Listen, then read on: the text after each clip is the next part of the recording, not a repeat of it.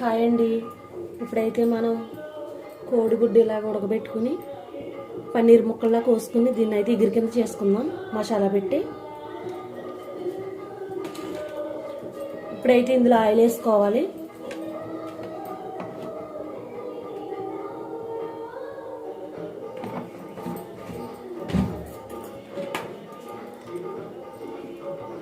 ఇందులో ఆనియన్స్ వేసేసుకోవాలి.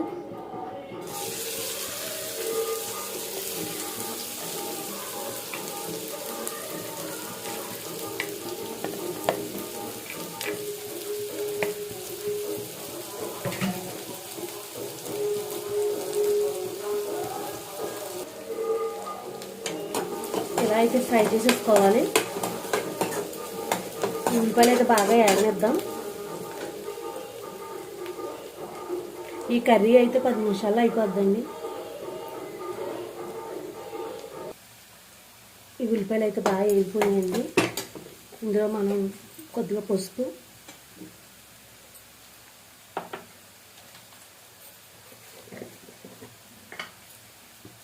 కొద్దిగా కారం,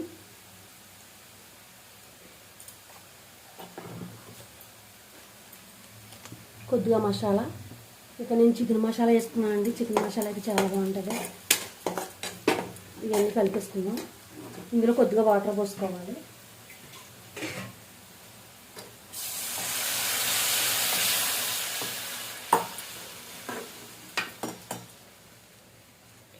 ఈ వాటర్ మరిగేటప్పుడు వేసుకోవాలి ముక్కలు అయితే. ఇలా ఉడికిపోయాక ఇందులో ఈ ముక్కలు అయితే మనం పన్నీర్ ముక్కలు కింద కోసుకున్నాం కదా, ఈ ముక్కలు అయితే వేసేద్దాం ఇందులో. దీన్ని గట్టి పెట్టి తిప్పకూడదు, తిప్పితే ఇడిపోతాయి.